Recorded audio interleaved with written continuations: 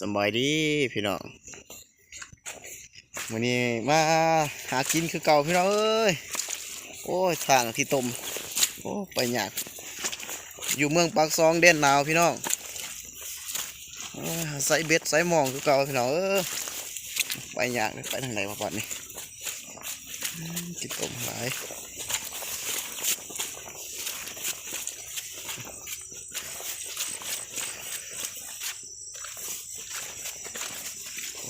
ธรรมศาสตร์ซับฟ้าคือสิลายพี่น้อยใส่หม้อเลยมื้อนี้ใส่ผ้าไว้มืออื่นจังมาลุ้นที่ต้ม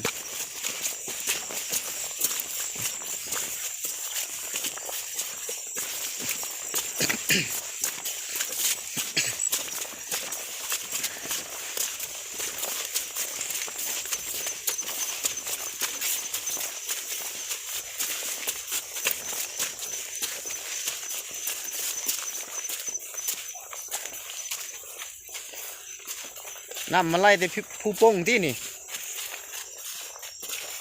โอ้มีห่วยเลยพี่น้องอยู่นี่ได้สะบ่มีวะนี่นั่นดิใส่ตามนี่เลยนี่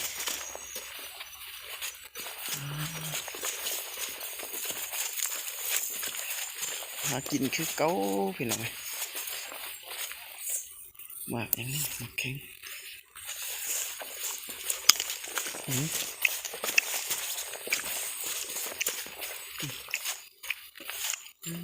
น้ำ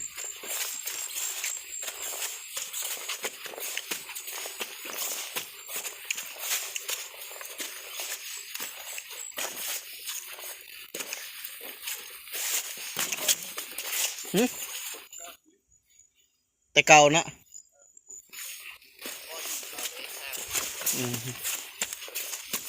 อีหยังอันนี้นะโอ้ตึกเบ็ดนี่ได้นี่ฮะ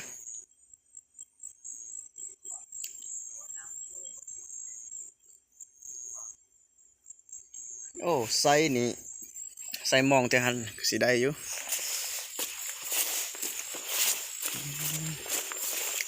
ครับอาศัยอยู่เทิงบ่อาจจะไปทางใดอันนี้มันก็ไล่ที่ผู้ป่งไปเลยเนาะ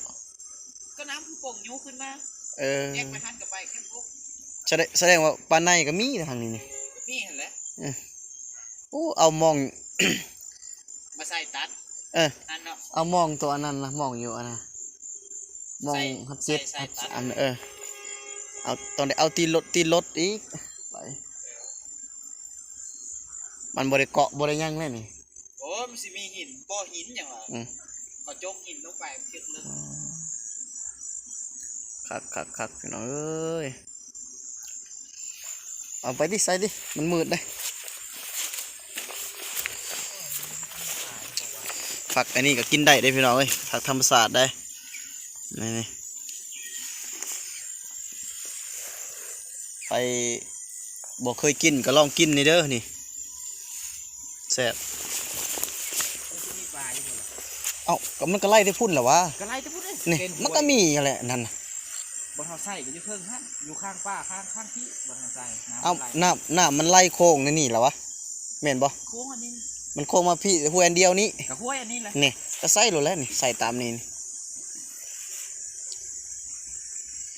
จะใส่เบิ้งได้จะใส่ตั้งได้มองอะไรใส่เลยนี่ตอนนี้ข้อว่าเสียมาใส่นี่นำทัวร์มาใส่ไปได้ได้มองตัวอันนั้นนะน้ำมันใหญ่เลยมันก็บ่พอที่มันต้องมีห้วยน้อยแต่ก้าวมันอันนั้นมันเป็นฝ่ายตัวนั่นไปแสดงว่าเลิกเติบเลยเนาะใส่มองเอานะถ้าใส่มองเอาโอ้เนี่ยนี่ใส่เบ็ดได้นี่ปลาดุกนี่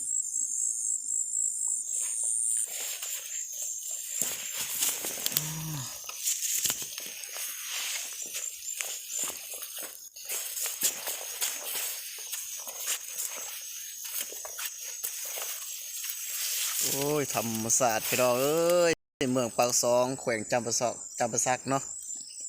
ปากซองเด่นนาวพี่น้องถือว่าสวยสดงดงามพี่น้องเอ้ยแต่ว่ามันถือโครงการได้นี่ต่อไปก็สิเป็นแหล่งท่องเที่ยวแล้วก็สิ ถ้าผู้ปกครองน้ำขึ้นอีกห้อง นี่เห็นบอกปลานะโอ้ฮะปลาลายได้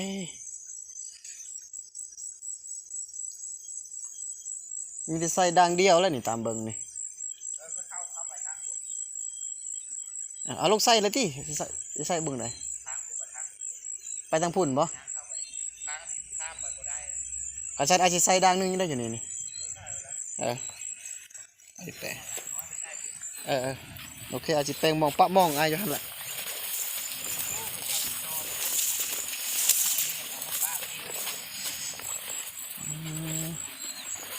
ใส่อยู่ดีเลยพี่น้อง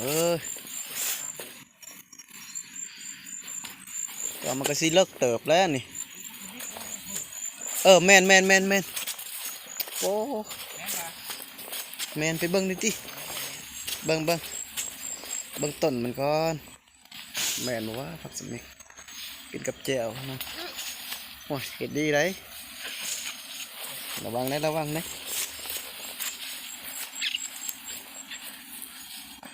ต้นมันคือเป็นสีดำๆลองเบิ่งคือสิบ่แม่นดอกไอ้เบิ่งเออ เอาไปคล้ายๆทุกอย่างเลย ลองจับเบิ่งดู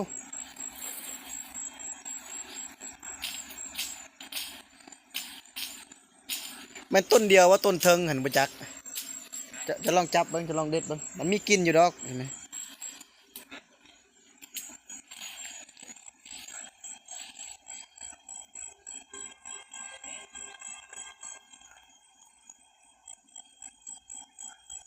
บ่แม่นบ่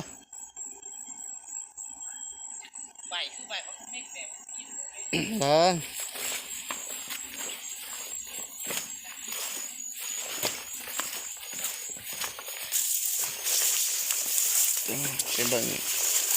ไปเบิ่งผักก่อนพี่น้องเอ้ยผักกินได้บ่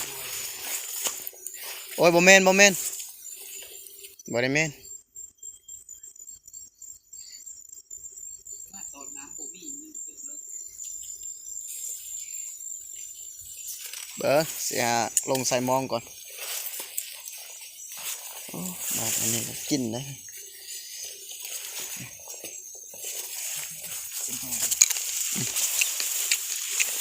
บ่ล้างเด้อพี่น้องเอ้ยงัดใส่ปากเลยแสบคือเก่า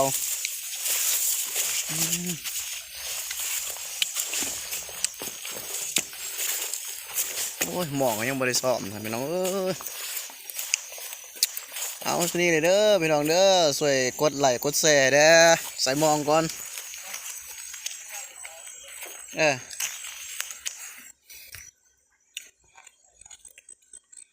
เอาพบกันไหมนะพี่น้องเนาะถือว่าจบสำนีก่อน